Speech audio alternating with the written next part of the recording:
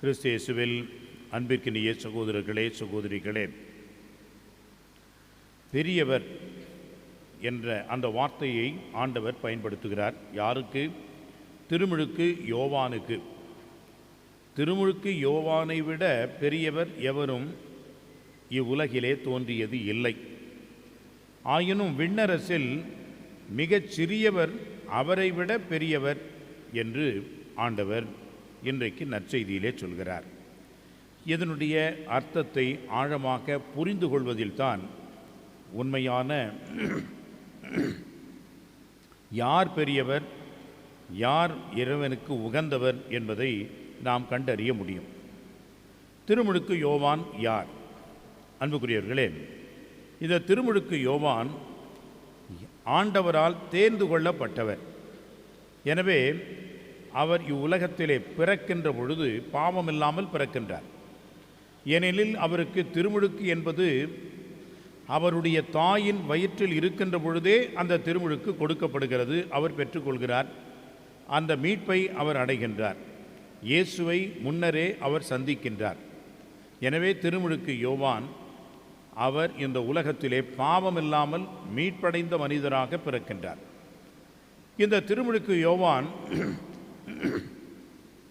பழைய ஏற்பாட்டையும் புதிய ஏற்பாட்டையும் இணைக்கின்ற ஒரு இணைப்பாளராக இருக்கின்றார். பழைய ஏற்பாட்டு இறைவாக்கினர்களுள் இவர்தான் கடைசியானவர்.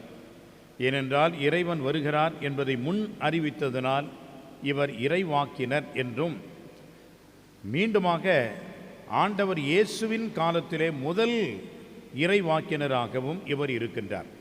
எனவே இனிமேல் இவருக்கு பிறகு இறைவாக்கினர் என்பவர் எவரும் கிடையாது. எனவே இயேசு வந்துவிட்டார் என்ற வகையிலே இவர் பழைய ஏற்பாட்டினுடைய பழைய உடன்படிக்கையினுடைய கடைசி இறைவாக்கினர் என்ற பெருமையையும் பெறுகின்றார். எனவே இவர் பெரியவர். மூன்றாவதாக, திருமுழுக்கு யோவான் இயேசுவை கண்டார். இயேசுவை பிறருக்கு சுட்டி காட்டினார். இந்த இயேசுவை பின்தொடருமாறு இதோ இறைவனின் செம்மறி என்று அடையாளம் காட்டினார். எனவே இயேசுவை பார்த்ததோடு மட்டுமல்லாமல் இயேசுவை பின் செல்கின்ற வழியையும் சீடத்துவத்தையும் நமக்கு அளித்தவர் என்பதனால் திருமுழுக்கு யோவான் பெரியவர்.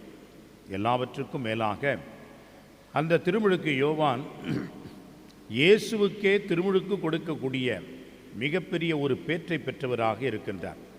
எனவே அவர் பெரியவர். எவ்வாறு அன்னை மரியா இயேசுவையே கடவுளின் மகனையே பெற்றெடுக்கின்ற பேற்றை பெற்றாரோ அவ்வாறே திருமுழுக்கு யோவான் இயேசு கடவுளின் மகனுக்கு திருமுழுக்கு என்னும் அருட்சாதனத்தை கொடுக்கக்கூடிய பேற்றையும் பெற்றிருக்கின்றார். எனவே திருமுழுக்கு யோவான் பெரியவர். இத்தகைய பெருமையையும் பெரியவர் என்ற ஒரு பெயரையும் திருமுழுக்கு யோவானுக்கு பொருத்தமாக இருந்தாலும் கூட ஆண்டவர் என்ன சொல்கின்றார்? விண்ணரசில் இவரை விட பெரியவர் இருக்கின்றார். அந்த விண்ணரசில் சிறியவராக இருக்கின்றவர்கள் கூட இவரை விட பெரியவராக இருப்பார் என்று ஆண்டவர் சொல்கிறார். அப்படி என்றால் விண்ணரசு என்பது வேறுபட்டது. இந்த உலகிற்கு மாறானது. இந்த மண்ணுலகம் எதை நினைக்கிறது? பெருமையை போற்றுகிறது, பெயரை வளர்க்கிறது, புகழை விரும்புகிறது.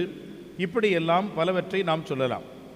ஆனால் விண்ணரசிலே பார்த்தோம் என்றால் எல்லோரும் சமமாக, எல்லோரும் இறைவனுடைய பிள்ளைகளாக, எல்லோரும் ஒற்றுமையாக ஒன்றாக இருக்கின்ற ஒரு சூழலை, சமரச சூழலை நாம் அங்கே பார்க்க முடிகிறது.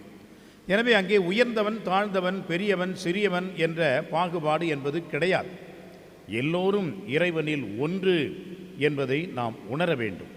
அன்புக்குரியவர்களே, இது விண்ணரசு என்பதனுடைய மறைபொருளின் ஒரு அங்கமாக இருக்கிறது. எனவே தான் புனித அகுஸ்தினார் சொன்னார், உங்களுக்கு நான் ஆயன், ஆனால் உங்களில் நான் ஒருவன் என்று சொன்னார். அப்படி என்றால் உங்களுள் நான் ஒருவன். திருமுழுக்கு என்னும் அருட்சாதனத்தின் வழியாக நானும் நீங்களும் இந்த திருமுழுக்கு என்பதை பெற்றிருக்கின்றோம். எனவே நாம் திருமுழுக்கு பெற்ற நம்பிக்கையாளர், இயேசுவின் சீடர் என்பதிலே எந்த ஒரு பாகுபாடும், எந்த ஒரு வித்தியாசமும், எந்த ஒரு வேறுபாடும் இல்லை. ஆனால் உங்களுக்கு நான் ஆயர் என்பதனால் உங்களில் முதல்வனாக நான் இருக்கின்றேன்.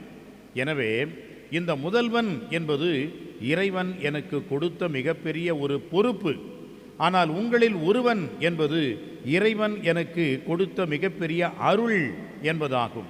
எனவே விண்ணரசு என்பது அருளின் அடிப்படையிலே எல்லோரும் சமம் என்பதையும், இதே இந்த விண்ணரசு இந்த உலகத்திலே இறைவன் நமக்கு கொடுத்திருக்கின்ற பொறுப்பாக நாம் ஒரு சில பணிகளை ஏற்றிருக்கிறோம் என்பதையும் நாம் புரிந்து கொள்ள வேண்டும். எனவே தான் அன்புக்குரியவர்களே, இப்பொழுதெல்லாம் இந்த மங்கள ஆரத்தி எடுத்து வரவேற்பார்கள். அப்பொழுது இறை மக்களுக்கு ஒரு முறை, குருக்களுக்கு ஒரு முறை என்று 2 முறை எடுப்பார்கள்.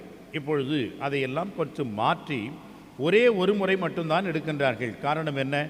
எல்லோரும் இந்த திருப்பலியில் பங்கெடுக்கக்கூடியவர்கள்தான். இறை மக்களும் ஆண்டவர் இயேசுவினுடைய குருத்துவத்திலே பங்கெடுக்கின்றவர்கள்தான். குருக்களும் ஆண்டவர் இயேசு அதே குருத்துவத்திலே பங்கெடுக்கின்றவர்கள்தான். எனவே இதில் உயர்ந்த குருத்துவம், தாழ்ந்த குருத்துவம் என்றெல்லாம் ஒன்றும் இல்லை. ஒரே குருத்துவம், எல்லோரும் பங்கெடுக்கின்றோம் என்ற வகையிலே எல்லோரும் குருக்கள், எல்லோரும் வந்து இந்த திருப்பலியை சேர்ந்து கொண்டாடுகின்றோம் என்ற வகையிலே தான் இந்த மங்கள ஆரத்தி எடுத்து வரவேற்பது ஒரே ஒரு முறை செய்கின்றார்கள். அன்புக்குரியவர்களே, இதையெல்லாம் எதை காட்டுகிறது என்று சொன்னால், நாம் அனைவரும் சமமாக ஒன்றாக இருக்கின்றோம்.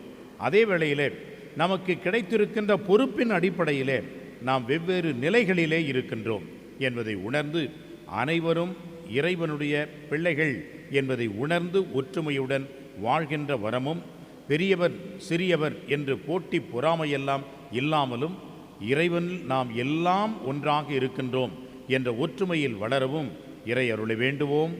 ஆமென்.